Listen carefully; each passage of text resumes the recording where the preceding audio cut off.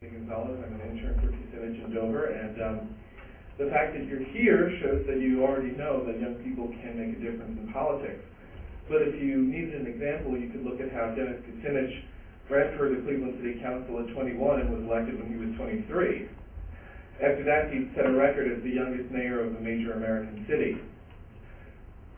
If you want an example of a politician who puts being right over being reelected, you could look at how Mayor Kucinich made a decision that cost him his reelection in order to make a decision that would, in the end, prove right for the working people of Cleveland. And after all the begging and pleading many of us have done to get certain members of Congress to stand up to the Bush administration, we can look at a representative standing right here who has been standing up to him all along and who didn't need to be asked, but has always stood up for what he believes in. Ladies and gentlemen, the next President of the United States is Dennis Kucinich.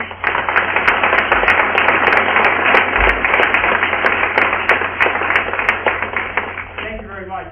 Great to be here with you this afternoon. I'll make some brief remarks, and I'd like to engage you in a discussion here.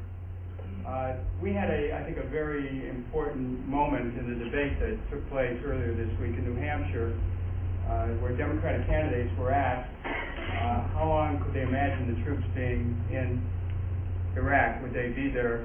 Is it possible they could be there through 2013, which would be the beginning of a president's second term if they were elected this year or next year, 2008. And three of the candidates up there said, yeah, 2013, yeah, we could still have troops there. That moment is really, I think, a turning point in this election, because George Bush has every intention of keeping the troops in Iraq through the end of his term. We know that. Now we have Democratic candidates for president who are saying that they can imagine keeping troops in Iraq through the end of their first term and into their second term. When you consider the fact that the war is based on lies, when you consider the fact that we're occupying a nation for oil, period, then you realize that the lives that have been lost of our troops and innocent Iraqis, the amount of money that we're spending there, borrowing money from China, we have a disaster that is about to be multiplied. And so I speak with this with the credibility of being the only person running for president who, on the Democratic side, who not only voted against the war and did an analysis that debunked every claim that George Bush was making back in 2002.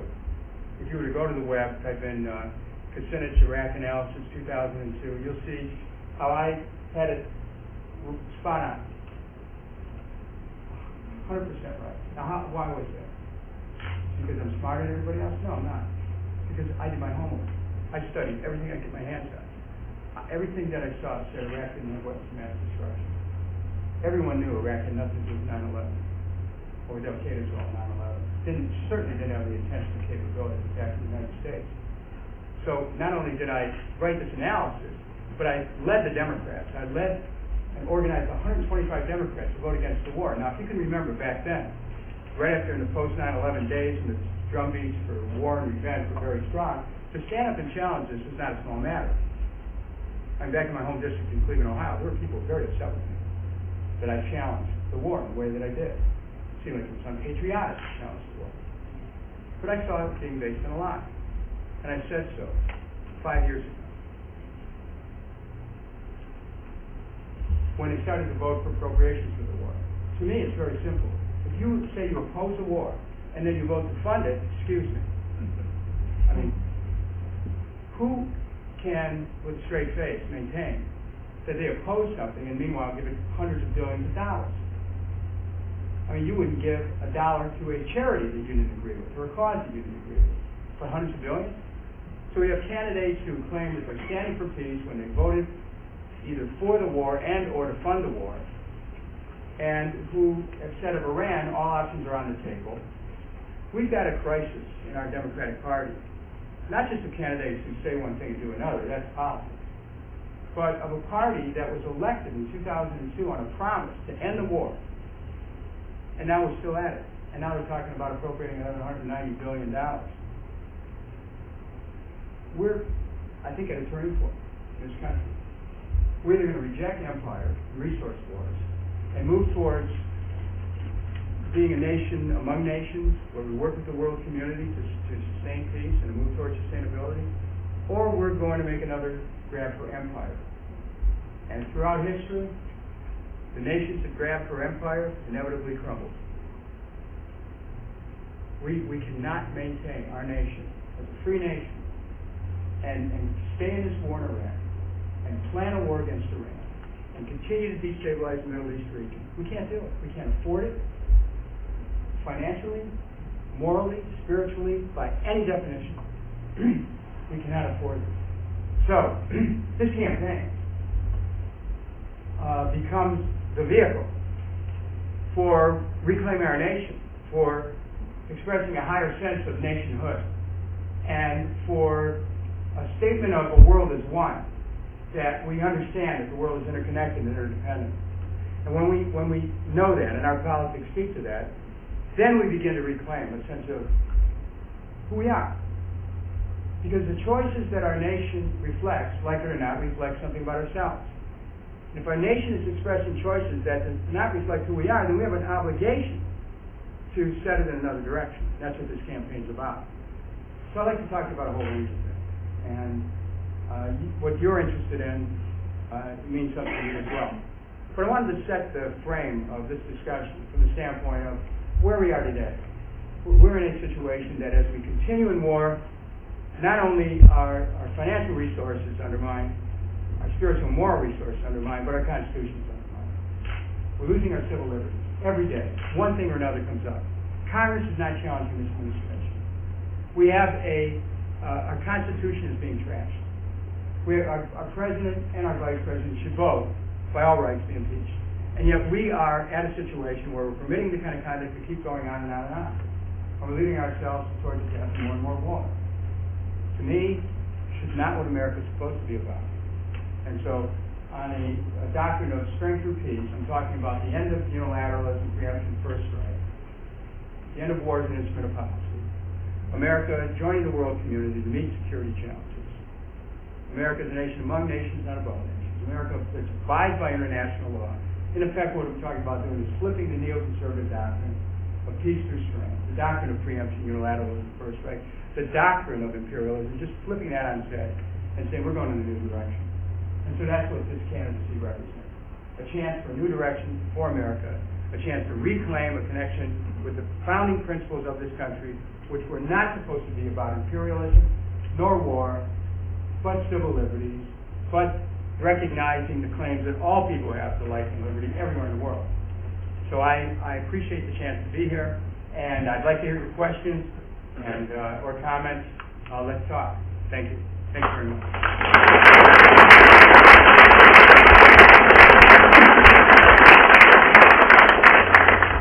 Yes, anyone? Question, comment, discussion? Should we go to war in Iran? How many people think we should attack Iran? Really, seriously, I'll take a question. How many people think we should just go after Iran right now? Anybody? Anybody can give me the maps of where the WMDs are?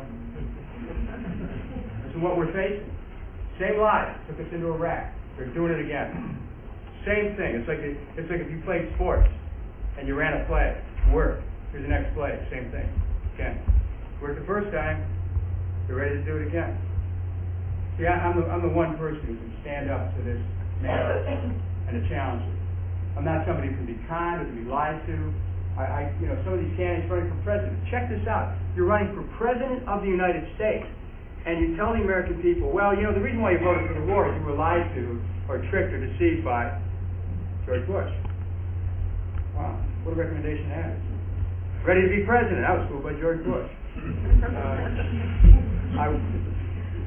Here's one it was. Not a chance. Mike Klein is our campaign manager, and Mike, did you have... No, what do you say to people that suggest, well, we have to do what we're doing so that we're more safe, that we're more secure? Politics is fear. What do you say to them? Okay. I want someone to explain to me how a million innocent Iraqis getting killed in this war based on lies makes us safer. I need someone to explain that to me in Washington. No one's ever been able to explain that to me. They weren't terrorists. People just trying to live their lives. 1 million people. I can't. Can you think about 1 million people? I mean, I don't know how big your stadiums are here. You know, back in Ohio, our stadium holds over 100,000. In Columbus, you figure 1 million people. That's a staggering amount of people that die in a war, facing a line. So are we safer? Not a chance. Are we safer destabilizing the Middle East? See, when you think of young people, let's say you had your relatives killed in a war. Are you going to love the country that did it? You're going to start thinking at some point in your life, it's going to be payback time. That's where human nature is, unless we take a different approach. The people in the region remarkably have a capacity for forgiveness that is fairly astonishing. I mean, I've been to the region, met people who've been victims of war. They're just trying to get their life together again. And yet we are, we're still on our muscles, still accelerating potential for war. So this does not make us safer. This neoconservative doctrine of peace through strength has made us unsafe. Has created more instability. The more instability there is in the world, there is always that intangible moment when an X factor can come in and the wheels come off. All things fall apart. The center cannot hold. It's Yeats' Second Coming poem all over again. Yes. Did you have a question? Somebody? Yes. Yes. The current numerical evaluation of the economy, versus domestic product or national product, these are all fantastically abstract numbers that we don't. They equate to increases in the corporate economy, but it really doesn't mean anything for the average American worker. How is it that we can increase the economy for everyday people and not just for the big corporations? That's a key question. Because when we look at the market, unless we're in it, we're supposed to celebrate the progress in the market. Well, some stock may go up and cut 10,000 jobs, right? Or some stock may go up and it may close a factory. And actually, Wall Street kind of works that way. Anything that accelerates the value of an asset and reduces spending is something that causes stock to go up. Except we're seeing something different happen right now. We're seeing the effect of a lack of oversight in the economy result in foreclosures on thousands and thousands of homes, subprime loans, predatory lending, adjusted prime rates. Some of your folks may be wrapped up in adjusted prime rate mortgages where they're going to see their mortgage rate, monthly mortgage bill maybe go up 50, 75% or more. That has an impact on you. If you're, in a home where it's making it tough to make those monthly payments. Well, we have an economy that people have capitalized on financing mechanisms that have increased the book value of lending institutions that then had their assets involved in hedge funds, which then started to grow, and they weren't regulated at all. And so we have kind of a Ponzi scheme of a lot of wealth that appears to exist at the top, while a hollowing out is going of the wealth of the American people. People are maxed out on their credit cards. Some people are on their second mortgages already. They're having trouble paying bills for school. They can't pay doctor or hospital bills because most people if they have insurance, the premiums, co-pays, and deductibles keep going up. Half the bankruptcies in the country are connected to people not having health insurance, being able to pay their doctor or hospital bills. So the economy then, there's been an acceleration of wealth upwards. And our energy policies help accelerate the wealth upwards by maintaining domination of oil companies. Our agriculture policies help accelerate the wealth upwards. We have 4 companies that dominate agriculture. Our tax system accelerates the wealth upwards. The breaks go to people at the top. The healthcare system accelerates the wealth upwards. 1 out of every $3 goes to the activity of the for-profit system. War accelerates the wealth of the country upwards. Defense contractors, we saw the story in the Wall Street Journal the other day. Defense stocks are going through the roof again. No surprise. Okay? $500 billion a year now going for the Pentagon. $500 billion a year. $87 billion roughly for education. See, all of these things, when government becomes a vehicle for massive and rapid acceleration of the wealth upwards into the hands of a few, you cannot maintain a democracy. It is impossible. That's why, what's the solution to that? Let me give you some examples. A new WPA program. We can put millions of people back to work, as Roosevelt did in the 30s, by rebuilding America's infrastructure. This is a bill, by the way, that I put in years ago in the Congress, before the bridge collapsed in Minneapolis, and before the dikes and the retaining walls failed in New Orleans. I put a bill in that recognized that cities and rural areas need to repair their infrastructure. We have over $1 trillion in infrastructure needs, which cities cannot afford to finance. Cities are at the limit of their bonded indebtedness. You know, having served as a councilman, a clerk of courts, a mayor, a state senator, and a U.S. congressman, I see it from all levels of government. Local and state governments do not have the ability to repair their infrastructure or the money.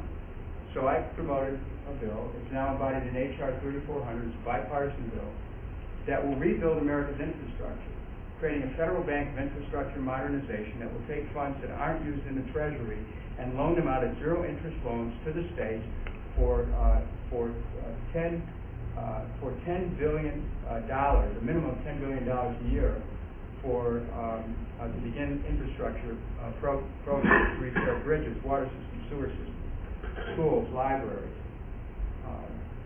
and this is the beginning of rebuilding America.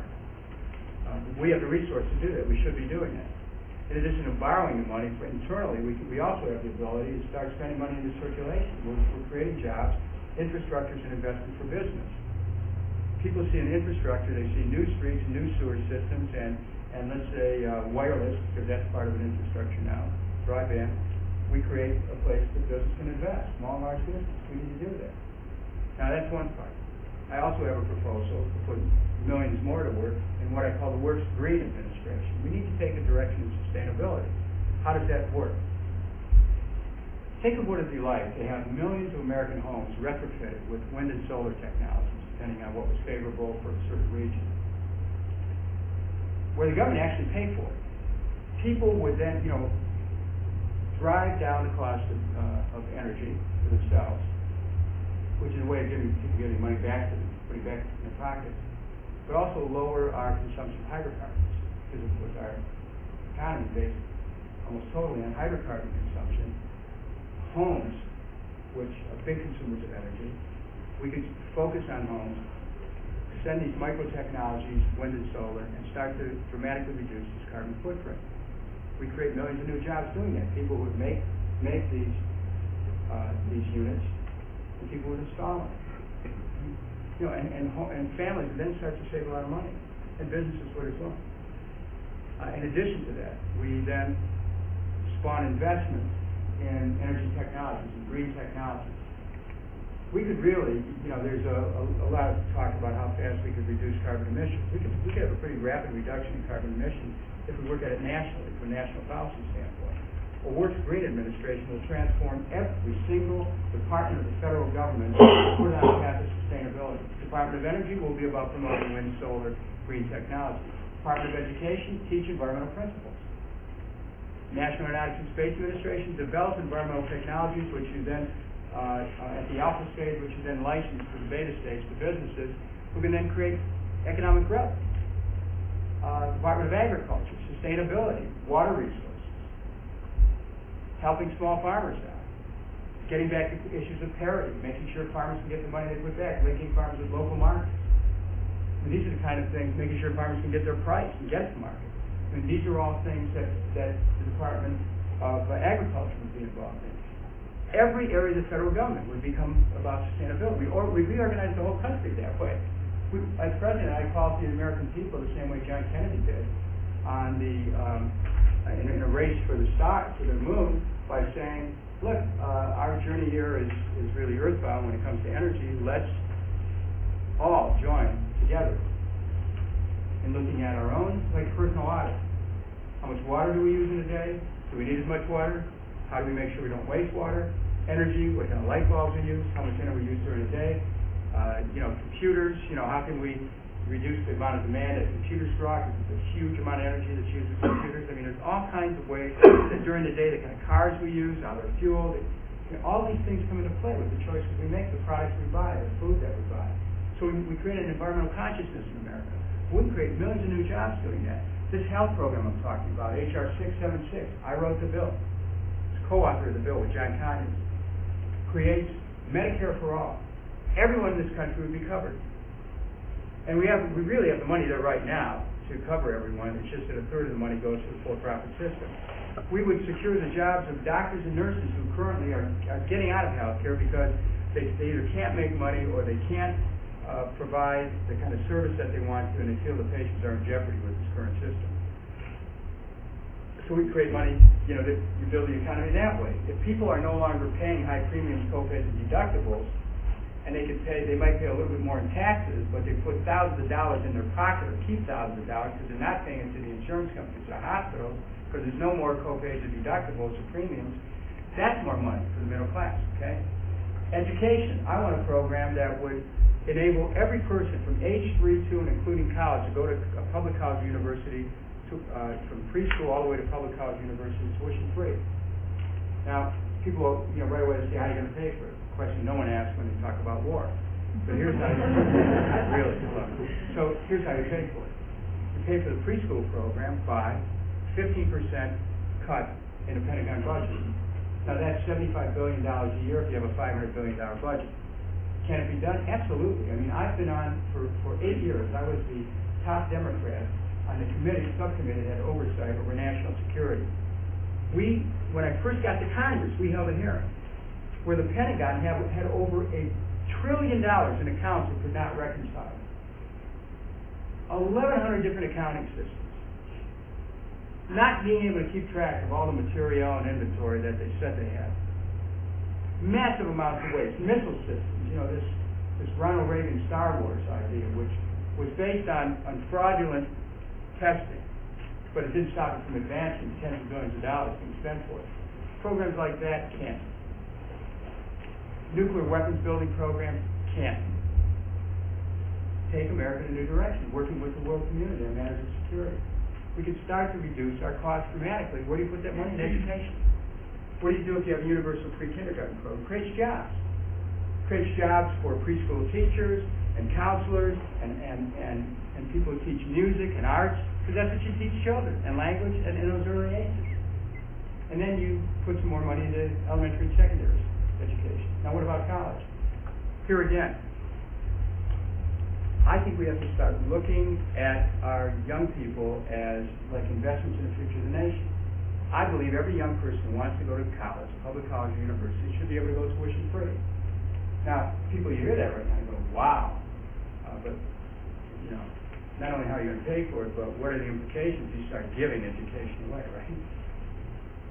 I worked my way through college. As most people do. I worked 2 jobs, 80 hours a week just to save the money so that I could go to college 2 years later. And then when I transferred from a public college to a private college in my senior year, I had to borrow money to do that. It took me 10 years to pay off those loans. I know how young people have to organize their whole lives around trying to have the money to go to school. You either have to, if you're lucky enough where your parents pay for it, that's great, but you still have expenses. If your parents can't pay for it, you're either working part-time and going to school full-time or part-time, or you save up money, go to school for a while, go back and work, and then take time off from school and then go back to school after you saved up enough money.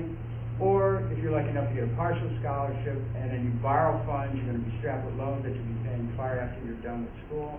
If you want to start out on your own, as I did when I was 17 years old, I had an apartment, had to pay rent, pay utility bills. Of course, you pay for clothes and food. And, when you pay for tuition, and tuition goes up, books go up. After a while, you scratch your head and say, I don't know, what am I going to pay for this? People's whole lives are being reworked because a credit hour cost goes up, or a semester hour cost goes up, and the cost of books go up. These are hard decisions people have to make. So what I envision is, if you start to make college free, and the university free, at any public college university, and you tie it to 2 years of service, not necessarily military. If you want to make the military, it's okay with me. But tutoring kids, teaching in a school, working in a hospital, working with seniors, helping out in environmental reclamation programs, working in a forest or helping reclaim a waterway. I mean, there's so many ways that we can make a service to the country. So in exchange for 4 years of college, you get 2 years of service. I mean, this would be just a great thing for the country. And it'd be an investment in America. Now, how would we pay for it? Government would literally spend the money into circulation. And it's not inflationary because what happens is a direct investment in people. The educational level of the country goes up. People become more productive because that's the story when they get their education. And suddenly we have a more educated citizenry and more productivity and a new kind of spirit of a can-do America emerges. What do we have right now? People going into debt, not being able to go to school when they want to, deferring it, having to wait years. People not being, parents might maybe caught in a vice with wages that are flat, benefits that are being cut, health care benefits that are extraordinary, costs that are extraordinary. Look, in answering your question, I have been there. Unlike a lot of people who have been in politics, let alone have run for president, I come from a working class family. My parents never owned a home. We were renters. We kept moving as the family grew to 7 kids. I lived in 21 different places by the time I was 17, including a couple cars. The home that I live in Cleveland right now, I bought in '71 for $22,500. I'm not divorced from this situation that people have to live in. I understand what people go through. And because I understand what people go through, the solutions that I have are very practical. I know this. I've been doing this for 4 years, this public life and involvement in the community. So that's some of the things. And then, other things, we have to cancel NAFTA and get out of the WTO. So you go back to trade that's based on work, or you have trade that is based on workers' rights, human rights, and environmental quality principles. You protect the ability of people to organize, then in this country and other countries. Wages then have a chance of moving up instead of flat or going down. Workers have the right to strike, the right to organize, the right to collective bargaining. Those are economic issues as well. So you stop global warming, you stop global warming. You start to create a new society. These things, this is not rocket science. You have to be a genius to come up with these things. I'm sure some of you have thought about this already. But the question is, what's our intention? What kind of nation do we want? We can have this nation I just talked about, absolutely doable, or we can have a nation, military buildups, we're the toughest guy in the block. If we don't like you, we'll zap you and you're dead. Or we can just housing, healthcare, education, jobs, new environment. We can have that too. It's really our choice. That's why we're organizing in New Hampshire. New Hampshire will be very critical of this election. All I have to do is start to show some strength in the state. It'll change the whole election. That's the way that they made the system. They try to rig it so that the media tells you who your candidates are, and you go, okay, well, thanks. Except if you tell the media who your candidate is, the whole thing changes. It really changed the dynamic. So the same dynamic that the system tries to create to fix the election can be played the other way to change the election. And so, because if I start to break loose out of this pack, things start to change very quickly. Because suddenly, when I'm saying this, they're about the whole country, and that's what New Hampshire could do. So that's why your role in this could be critical. You could help us organize New Hampshire, and it doesn't take a lot of people. When I was elected mayor of the city of Cleveland, I actually had a group of people in a city of then of about 700,000. I had about 33 people that helped me organize a city of about 700,000 for a campaign. So we had a good group of students. There was no telling the impact we could have across the state. I mean, I know this. I know how grassroots organizing works. Let's take some questions. Anyone else? Yes, certainly a large part of that. Rail? Well, yeah. In my mind, trail, walking, biking. Yeah, actually, the money that I was able to get out of the budget for my district had a lot to do with establishing bike paths in the Cleveland area through what's called the Cuyahoga Valley. I agree with you wholeheartedly. Biking is important, particularly we have a lot of natural beauty. There's a lot of advantages to it. Some areas, winter, it's a little bit tough. But I support that. That has to be part of an infrastructure program, as does rail. I mean, it's not limited. We're talking infrastructure. Infrastructure is a very broad definition. It can be communication infrastructure, transportation infrastructure, educational infrastructure, water, utilities, any kind of infrastructure at all, unlimited. And the point is that we have to lead forth with the building of that. Now, rail in particular, what I found about my community in Cleveland, 100 years ago we had what were called interurbans. We had rail cars that just connected downtown Cleveland with every area within 100 miles, and they had tracks. But then what happened is, right after the war, World War II, the tracks were all covered up. There were streetcar tracks, and there were that ran locally within the city, like a bus system today. But there were streetcars. They worked off an electric trolley. Cleveland was one of the first cities in the country to have that. We got rid of those and sent them to Toronto, and we traded them in for big gas-guzzling buses. I mean, this was by design. This was Detroit and the tire companies and the oil companies all coming together to defeat the public interest. And so we need to go back to rail. Rails, if you were to go back in the history of the communities that you come from, you'll probably find that there was a rail system 100 years ago. They had this all over America. And that's how people got around. Now when we see the imperative of doing something about global warming, one of those things is to get people out of their cars, but you have to make it convenient. And it can be done. Any of you have been to Europe, you see how people get around. They get around by rail, and everybody loves it. There are people, and not only that, but when they're in big cities, they also have other means of getting around by rail as well within large cities. Why not Americans? Because we've got these interest groups that have had such a hammerlock on our politics that we're like confined to a limited number of choices in transportation. So the one advantage that people haven't elected me is that, I can't be bought, and that these interest groups would have to deal with me on the basis of what's right or wrong, not on the basis of who gives who what money. So I'm free to actually take up those ideas and promote them, and then the question is, what does Congress do? Because I have the same independence to rally the American people, just like FDR did in 1932, and said, give me a Congress that will give you health, in this case today, health care, new energy policies, new transportation policies, new infrastructure, new education. I'm talking about dramatic change here. A lot of people want to talk about incrementalism. Can't do that. Yes, there's a question here. Yes. I worked for a short time in Cleveland and Shaker Heights, and I saw you speak at the Cuyahoga County Democratic Dinner at the State Campfire. And it's my understanding that your constituents view very blue collar, very pro-worker. But I'm wondering if you could explain why the media, I guess you already have some sense, but why is your perception outside of Cleveland and outside of the area, not always, but seen more as being so liberal, being so far to the left? So why is it? I mean, I'm mainstream. I come from Cleveland, Ohio. I have a mainstream constituency, and the position that I took on Iraq was mainstream. Healthcare is mainstream. It's just that I think what happens is that in order to try to tell the people what's acceptable or what's not, there'll be someone to try to characterize candidates as being, you shouldn't listen to them. They want health care for everybody. Don't listen to this guy. He wants peace. My God. Really. Don't listen to this guy. He's talking sustainability, some crazy idea about not relying on oil anymore. Don't talk to this guy. I mean, this is the kind of, on a very basic level, this is kind of what happens. So, I have a mainstream constituency. I mean, this constituency in Cleveland, Ohio, this is a blue-collar area.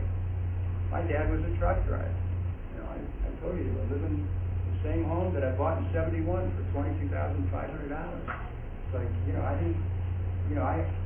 someone had good fortune in life, that's wonderful. I don't begrudge that to anyone. But I remember where I've come from. And that does inform who I am. No question about it. That informs my sensitivity about education, about how much people make, about whether they have health insurance, about the neighborhoods they live in, about issues like crime, about their retirement security. I'm talking about the practical experience of everyday life. I'm attuned to that. I'm not removed from it. And I don't require a bevy of consultants to whisper in my ear or through my head, as the case may be, what I need to think or say. It's like, I've been through this. when you have the experience, and it's real life experience, and you see what people go through, you don't need everybody telling you what you should think. It's kind of real clear. So that's kind of where it comes from. Clear understanding of what's going on. Yes, sir.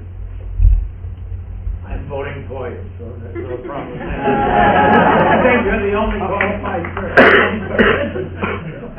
It's depressing to see what the field is. However, I'm deeply pessimistic because I've been making a study. I'm a university professor. I've been making a study of talk radio and the brainwashing of the American public that goes on is incredible. And is there anything within our Constitution and freedom of speech that we can do about it? I mean, 3 hours of Rushland, just around here, I turn on the radio, and then if I don't like that, I turn to some other station, and it's 12 to 3, Monday through Friday, Rushland Bar. Then from 3 to 6, Sean Hannity, and then Michael Savage from 6 to 9. You can't get away from them. And then there's a phenomenon called skip. Depending on the weather, kicks in so you can pick up New York stations instead of Boston and New Hampshire. You get people like Laura Ingraham and so forth, and on and on and on. And I cannot name anything. I would say 98% of all talk radio is endlessly so-called conservative, but it is, leaving aside whether you agree with their politics or not, the whole style of thinking is what I would call de-educating, diseducating, uneducating the public. And the thing that makes me so pessimistic is listening to the people who call in. How they read it. And I get an idea of how some people out there are being influenced. And then I read that Rush Limbaugh claims he has 20 million listeners, but according to Nielsen ratings, it's what he has 13 million. I don't think he deserves 5. Sean Hannity claims 10, but according to the impartial study, he really has 8. And I think, my God, 8 million people listen to this ranting that is absolutely crazy. Not only in its goals, but the style of thinking. I mean, the simple logic, the lack of common sense. And I'm terrified. I'm terrified. Well, let me for example, if I were gambling, any Democrat should win in 2008. But if I were a betting man, I'd put my money on any Republican. Because the control of the radio, which I think is far more important than controlling television. Gore's most recent book, points out all of the business about television. But I'm telling you, where the real battle line is in radio. Let me comment on that. First of all, you make a good argument for people spending a lot of time in their local music stores, getting CDs and something to listen to other than talk radio. However, when people have an awareness, as you do, of the impact of talk radio, we need to go back to some fundamental truths about the airwaves and who they belong to. The Federal Communication Act of 1934 has mandated that the airwaves belong to the people, and furthermore, there are 3 tests that must be met by broadcast licensees: that they must serve in the public interest, convenience, and necessity. Now, over the years, that was translated in the 50s and the 60s and the 70s. It was translated into people having more access to electronic airwaves, to being able to call, not just call in, but to be able to have time to respond to positions that were taken on the air. There was a fairness doctrine that existed that assured a diversity of viewpoints, not one dominating the other. And there was also more competition between the media outlets. What happened in the 80s and the 90s is that the competition began to shrink. There were monopoly mergers, and mergers and acquisitions created, for example, Clear Channel, which now owns something like 1,700 radio stations. And so the diversity of viewpoints isn't heard anymore. And you have just one very right-wing approach, which is anti-democratic, and which attacks anyone who has any way of trying to change it. Now, does that mean it's insurmountable? No. But what it does mean is the Democrats need to nominate someone who has the courage to take these people on and to stand for something and not be cowed into trying to minimize the differences that exist in policy. I was attacked for going to Syria and meeting with the president of Syria. And as a matter of fact, what they didn't say was there had been 20 members of Congress, including the Speaker, who had had similar meetings in the last few years, including Republican members. But they focused on me because I really do represent a totally different approach in international policy. There are Democratic candidates who say of Iran, all options are on the table. I say we ought to use diplomacy. And I say that I've been the only person running for president who has systematically voted against every effort to try to isolate Iran or target Iran. The only one running for president. I have given hundreds of speeches on the floor of the House challenging our international policy, whether it's Iraq, Iran, Lebanon, Syria, the Middle East, okay? So I get attacked. To me, that's a badge of honor. Now, how do I respond to that? You imagine yourself, all of a sudden you're doing what you think is right, you're trying to do the best thing, and all over the country. Traitor! It's like something out of Orwell. Why do you hate America? You and I are living in a different country, my friend. That's exactly right. And it's with that kind of engine. But you have to have a kind of equilibrium about this, okay? From a personal standpoint, I can handle that. That's no problem. I was a third-string varsity quarterback, and 4'9", 97 pounds. I took a lot of hits. Okay? So I can handle these guys with their announcing. We need to reclaim our airways. We need to break up the monopolies in communication.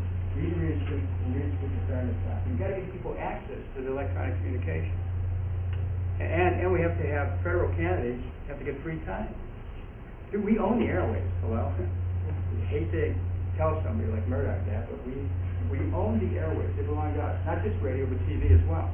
A lot of community access television stations are going by the boards right now, even as I stand here and talk about how the public owns the airways. So that's what we have to do. And as president, what would I do? I would go back to the founding principles of the FCC, and that is that the public owns the airways, and we have to have free and robust debate, and that we have to break up these monopolies. Now, no one else will say that. Why? Because they're afraid of getting hammered. As a matter of fact, Howard Dean, just before Iowa, you could do the research on this, just before Iowa, just gave a brief opinion that the monopolies in communications ought to be looked at, and maybe have to, do something about them. And when he gave that speech in Iowa, which was really a speech that was, he didn't have a mic, and so he was yelling to a crowd in a room. And then they made it appear that he was screaming and paid it over 1,000 times, and his candidacy dropped like a rock. Okay? This kind of stuff that goes on. Now, politics isn't fair. We all understand that. But if you have a leader who can't be broken by these forces, who's not afraid of them, will take them on directly, it's a whole different approach.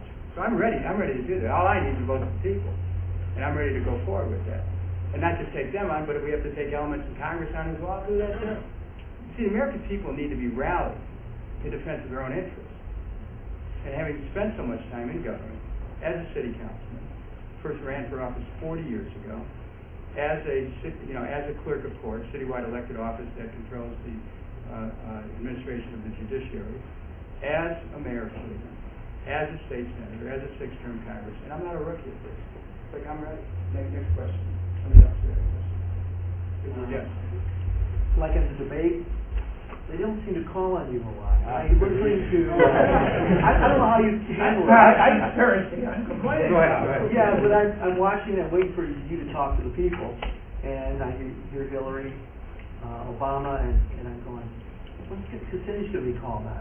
How do you handle that? I mean, that would be really tough for me.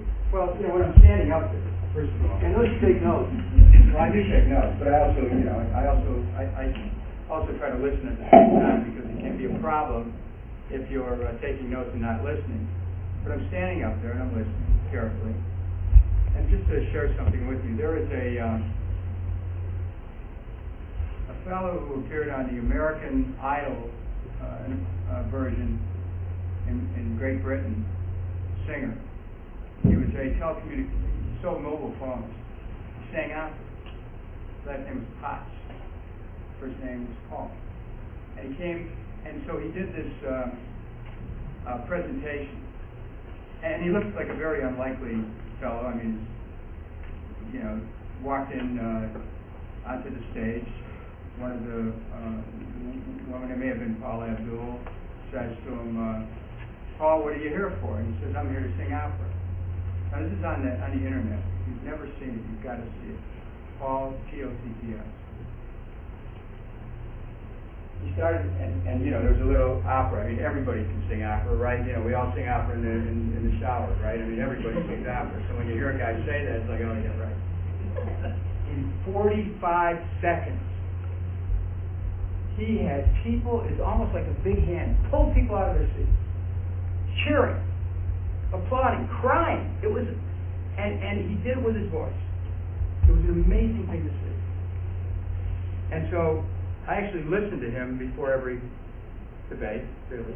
I listened to this, Nissan Dorma is what he sang. And it's worth looking at, because what he proved to me, and what I knew, is that even if you have a half a minute, you have to be able to reach people in that half a minute. So they've actually done me a favor by getting me so prepared that in the little bit of time that I have, I know that I have to get my message out in a way that has to be fearless, has to be sparkling, have to do it. Now, is that a lot of pressure? Yeah, but if you're used to it, you know, Tiger Woods gets up, he knows he has to hit a good shot every time. Right? I have a card here, which miraculously somebody gave me in Franconia last night.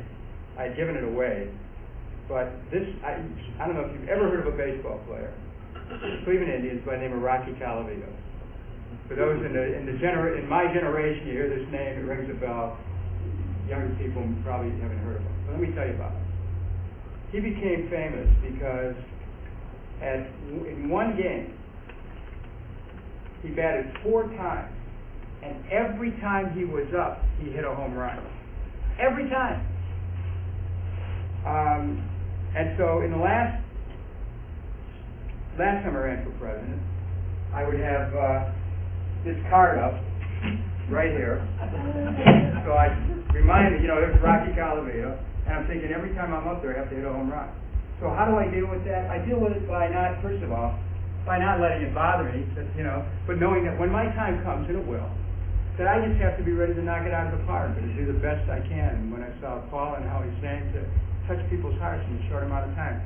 So I don't worry about the idea of being excluded. All I need is a moment. I just need a second. It's almost like if you're in a sports game, if you're in basketball, and you just go out on the floor for one shot and you make the shot that wins the game. You just need one shot. That's all I need. All I need is a shot. That's all. And I'm ready to take it. You have to be ready. And I am ready. I mean, I know that. It's like you have to have a certain amount of confidence that even if you get a short window of time, you can do it. That's what I do. So it's okay. And you know, and the other ones, just having the time to talk, isn't necessarily working out to their advantage. I mean, really. That's the other side of it. Think about that, okay? So, we have time for a couple more here. Yes. In the weeks and months after September 11th, there was undoubtedly a large amount of support in the world community for what the U.S. was doing, even with the war in Afghanistan, which has since been squandered thanks to the war in Iraq. You talked about re-engaging the United States politically in the world, but how do we change the opinion of individual people in nations that see us as a force for evil, see us as a force for evil, a force for war? How do we change that opinion, and how do we re-engage the U.S. as a force for good in the world? Well, first of all, right after 9/11, immediately after 9/11, the whole world community was rallying behind the United States. There was a sense of a shared feeling of loss. not only because so many foreign nationals were also killed in the trade centers, but also because of a feeling that this blow to America was a blow to the whole world. And the heart of the world was wide open to the United States. Think of what could have happened at that moment. Instead of targeting Iraq, we had reached out to the world community and said, let's take a new direction. Let's cooperate in challenging these terrorists, wherever they organize. Let's work together. We had a right to strike at the training camp in Afghanistan because that was a signal that no one's going to do this. We have a right to defend ourselves. Now, I saw that as an act of defense. But what we had no right to do was to go on an aggressive and offense. And that's what separated us from the world community. Just think if we'd have kept our hearts open and reached out to people. The world was ready to join with America at that time. We have to try to find our way back to that moment. Or back to even the 9/10, who we were as a nation before that. There's a period of truth and reconciliation that must go on in this country the same way it went on in South Africa and other countries who were dealing with a disconnection from deeper truths of who they were. South Africa was a racially diverse nation, one where people of color deserved to be on equal status with people who happen to be Caucasian. And only through that period of truth and reconciliation were they able to get to the point where they had a chance to have a whole nation again. We're going to need that. We're going to need people coming together all over this nation in town hall meetings, talking about when did we feel secure, when were we most in love with our nation. Our personal narratives are relevant to every one of us. Every one of us has a story to tell about when we felt the most courageous, when we felt the most patriotic. Our own story, something in our life that we share with everyone. See, I think that kind of a process, which is a process that my wife Elizabeth actually has thought about, and we're working on trying to set the stage for. This kind of a process actually can be a kind of a healing. So it brings a deeper truth about who we are, but then we see the disconnect about where we're taken. There has to be a period of truth about we went to war based on lies. People have to be held accountable. It just has to be, not on vengeance. I don't believe in vengeance. But we have to make justice the measuring rod. And as we do that, we have the chance to reconnect with the world. It means we stop war as an instrument of policy. We have to pull back from these ambitions for empire, which really underlie the neoconservative approach, control for the world. We have to work with the rest of the nations of the world in creating an enduring peace. That means in the Middle East, bring the Palestinians and the Israelis together with an even hand, recognizing the Israelis' existential fears and the Palestinians' bereft condition, having been deprived of their land and their rights and economic and social justice. Now, is any of this doable? It's all doable.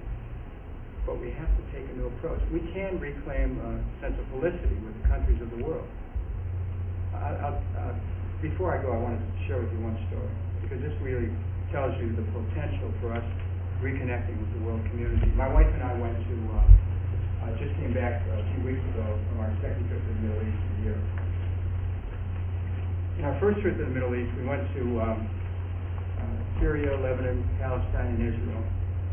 And we went to Lebanon right after the war of last July, where in a period of 34 days, all of South Lebanon was leveled.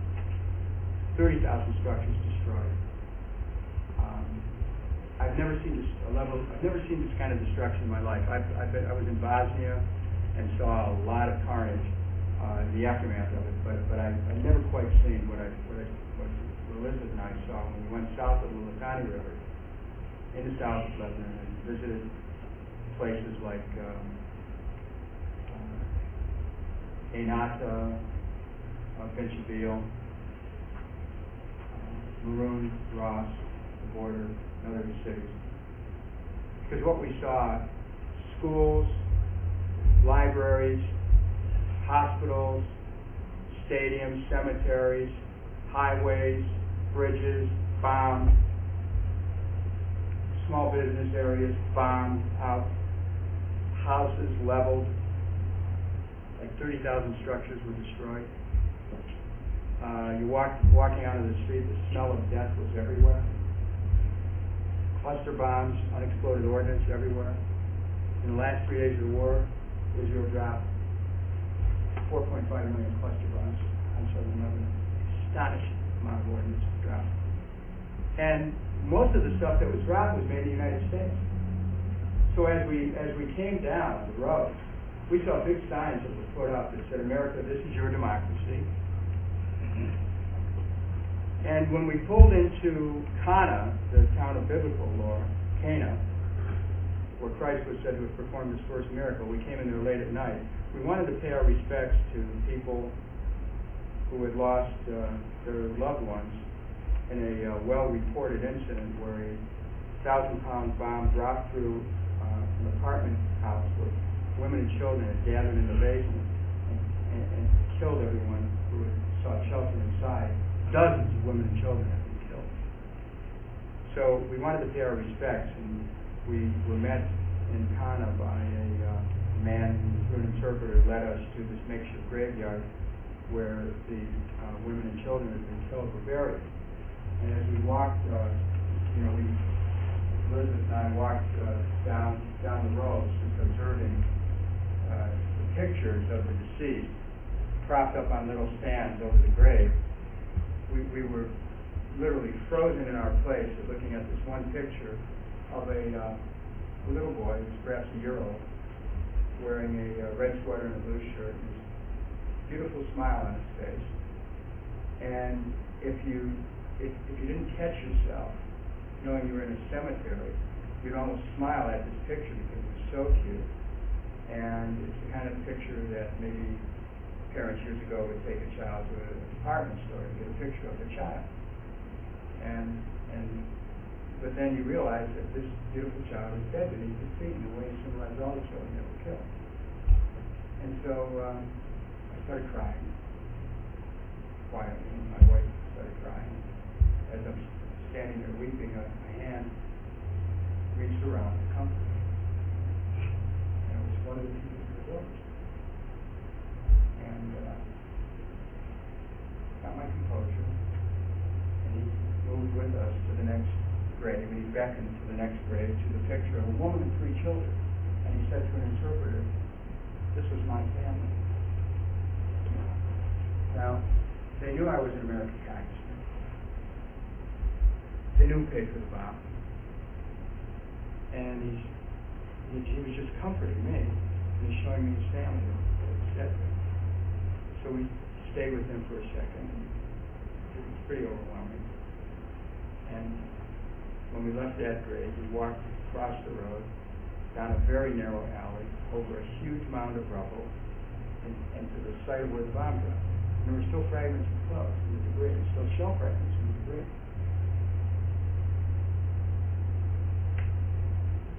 A crowd gathered very quickly, 50, 60 people.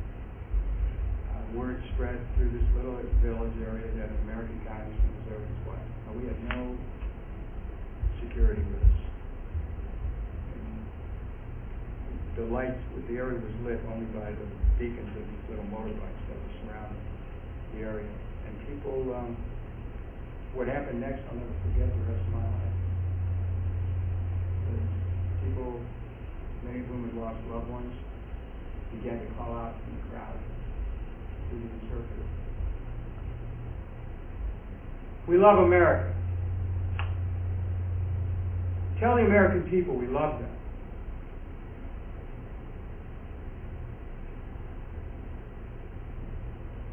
Tell the American people we want peace. We don't hate Israel, we want peace. We love America.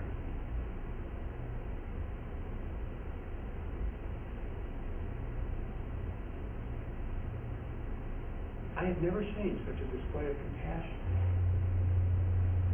and heart by people who were standing in the rubble of their own homes, who were standing in the rubble where their children and their wives lost their lives. I've never seen anything like it in my life. But you would have told me to go to the heart of your question, it's only the capacity of forgiveness that is out there. It is extraordinary. We seldom know the world the way it is. But when we reach out to try to discover it, there are miracles waiting out there. Miracles. After leaving that site, where the villagers gave me a fragment of the bomb, which I brought back to the States, and I have it on my, right next to my desk on a stand, and I've taken it with me to some major events to hold it up and remind people.